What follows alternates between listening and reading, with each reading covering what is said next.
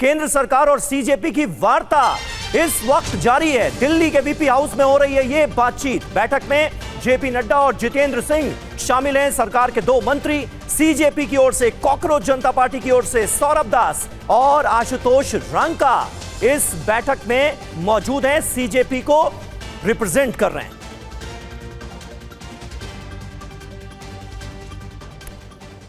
और विट्ठल भाई पटेल हाउस में सरकार और सीजेपी की वार्ता हो रही है। टीवी 9 संवाददाता जितेंद्र शर्मा इस वक्त वहीं पर मौजूद हैं। उनकी एक ग्राउंड रिपोर्ट देखिए।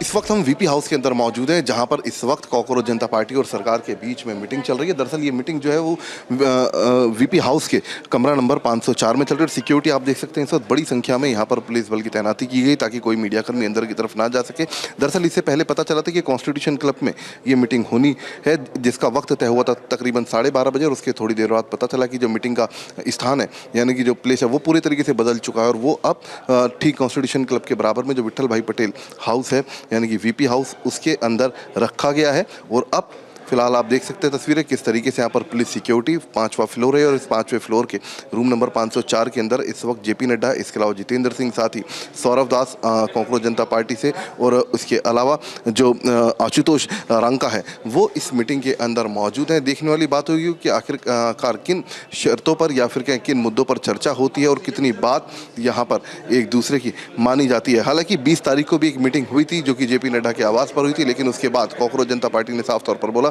कि वो किसी नेता के घर नहीं जाएंगे, बल्कि एक न्यूट्रल प्लेस होना चाहिए। और यही वजह है कि इसे जो वीपी हाउस का रूम नंबर 504 है, उसको एक न्यूट्रल प्लेस के तौर पर यूज़ किया जा रहा है। और यहाँ पर इस वक्त दोनों के बीच में बैठक चल रही है। कल रात जो वांछुक हैं वो अपना अनशन तोड़ चुके हैं, और कुछ बातें थी जिन पर वो पूरी तरीके से सहमत थे, लेकिन कॉकरोच जनता पार्टी का साफ तौर पर कहना था कि जब तक कि जो धर्मेंद्र प्रधान है वो अपना इस्तीफा नहीं देंगे, तब तक यहाँ वो अपना अनशन नहीं तोड़ेंगे। और यही वजह है कि अब सरकार और कॉकरोच जनता पार्टी के बीच में बातचीत हो रही है।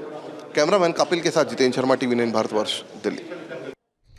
तो देखिए, ये बातचीत बहुत अहम है। दिल्ली के वीपी हाउस का सीधे रुख करते हैं। रजनीश रंजन हमारे सहयोगी इस वक्त वहां से हमारे साथ मौजूद हैं। रजनीश, अब सरकार और सीजेपी के रिप्रेजेंटेटिव्स के बीच बातचीत ऐसे वक्त में हो रही है जब सरकार ने खुद बहुत गंभीर रुख दिखाया है। खुद प्रधानमंत्री नरेंद्र मोदी के वीडियो संदेश में तमाम तरह का आश्वासन दिया गया है। सीजेपी के रिप्रेजेंटेटिव्स का क्या रुख नजर आ रहा है, ये जरा बताएं। बिल्कुल, देखिए, बैठक खत्म हो गई है और केंद्रीय मंत्री जेपी नड्डा का जो कॉन्वॉय है वो यहाँ पर लग गया है, और यहाँ से आपको तस्वीर दिखाते हैं। आगे सीजेपी के लोग मीडिया से बात कर रहे हैं, वो बताएंगे कि आखिर इस बैठक का नतीजा क्या हुआ है। ख़ास तौर पर प्रधानमंत्री ने जो 2 ऐलान किए, कल सुबह उन्होंने ट्वीट किया और फिर कल देर रात को प्रधानमंत्री की ओर से जानकारी दी गई है कि इस पूरे मामले में सरकार कितनी गंभीरता से कदम उठा रही है। तो ऐसी स्थिति में जो आज ये बैठक हुई है, इस बैठक का निष्कर्ष क्या निकला है? क्या सीजेपी के लोग सोनम वांगचुक की तरह, जिस तरह से सोनम वांगचुक ने अनशन तोड़ा है, क्या सीजेपी से जुड़े लोग अनशन तोड़ेंगे या फिर इस आंदोलन को खत्म करेंगे, या फिर उनका आंदोलन जारी रहेगा? ये तमाम महत्वपूर्ण बातें हैं। रजनीश, क्योंकि अभिजीत दीपके बार-बार एक बात कह रहे हैं कि धर्मेंद्र प्रधान के इस्तीफे से कम कुछ भी मंजूर नहीं किया जाएगा। ये आंदोलन अभिजीत दीपके या फिर सोनम वांगचुक का नहीं था, ये आम स्टूडेंट्स का आंदोलन है। ऐसे में बात आगे कैसे बढ़ेगी?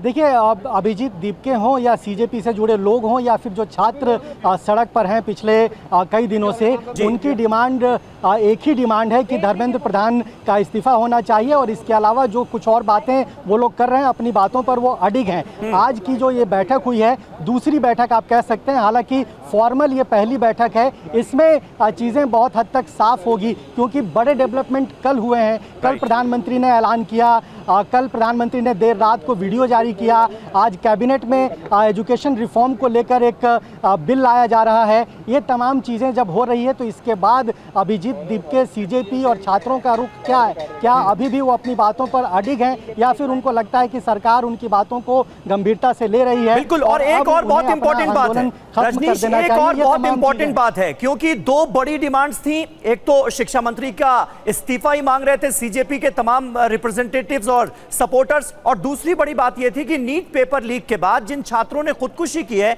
उनके परिवार वालों को मुआवजा मिले, और सरकार इसके लिए तैयार नजर आ रही है। इसे लेकर भी आश्वासन दिया गया है, यानी बड़ी दो मांगों में से एक तो मान ली गई। देखिए, अब जो जानकारी इस वक्त हमें मिल रही है, 3 मांगों को लेकर सीजेपी के दोनों प्रतिनिधि केंद्रीय मंत्री के पास आए हैं। उनमें सबसे पहली मांग धर्मेंद्र प्रधान का इस्तीफा है। दूसरा, जो आपने कहा कि जिन छात्रों ने खुदकुशी की है उनको कंपनसेट किया जाए, उनके परिवार के लोगों को एक्स ग्रेशिया राशि दिया जाए। और तीसरा, उस दिन जो आंदोलन के दौरान और प्रदर्शन के दौरान जिन छात्रों को के ऊपर केसेस किए गए हैं, जिन छात्रों के ऊपर एफआईआर दर्ज किया गया है, मुकदमा दर्ज किया गया है, उन पर वो तमाम मुकदमे वापस लिए जाएं, और जिन पुलिस के लोगों ने ये सारे काम किए हैं उन पर कार्रवाई हो। तो मोटा मोटी ये 3 मांग लेकर वो आए थे। लेकिन अब देखना महत्वपूर्ण होगा कि उन तीनों मांगों को सरकार ने किस तरीके से लिया है, और उन तीनों मांगों को लेकर सरकार का रुख क्या है। अगर सरकार उन्हें आश्वासन देती है तो ऐसा लगता है कि आंदोलन को लेकर कुछ सकारात्मक खबरें सामने आ सकती है। लेकिन अगले कुछ मिनटों में ये तस्वीर पूरी तरह से साफ हो जाएगी कि सरकार के साथ बैठक के बाद सीजेपी का अगला रुख क्या होने वाला है। अगला रुख क्या होगा ये थोड़ी देर में साफ होगा। लेकिन इस वक्त की बड़ी खबर जो रजनीश रंजन हमारे संवाददाता दिल्ली के विट्ठल भाई पटेल हाउस से दे रहे हैं, बिल्कुल कॉन्स्टिट्यूशन क्लब से लगा हुआ ये विट्ठल भाई पटेल हाउस है, जहां पर सीजेपी के प्रतिनिधियों और सरकार के दो मंत्रियों के बीच हुई है वार्ता। जानकारी के मुताबिक तकरीबन 1 घंटे तक ये बातचीत चली है, 1 घंटे तक ये वार्ता हुई है। बैठक खत्म हो चुकी है। नतीजा क्या निकला ये जानने के लिए इस वक्त हर कोई उत्सुक है, क्योंकि यह बैठक ऐसे वक्त में हुई है जब प्रधानमंत्री नरेंद्र मोदी ने रात 12 बजे के बाद एक वीडियो संदेश जारी किया है, और उसमें फास्ट ट्रैक कोर्ट के गठन की बात कही गई है। साथ ही साथ एक मसौदा तैयार किया गया है जो कि 2024 का कानून था पेपर लीक को लेकर, परीक्षा को लेकर, उसको कैसे और ज्यादा सख्त बनाया जा सके। प्रधानमंत्री ने खुद इस बात का जिक्र किया कि मसौदा उनकी टेबल पर पहुंच चुका है। कैबिनेट मीटिंग इस वक्त चल रही है जिसमें उस मसौदे पर अंतिम मुहर लग सकती है।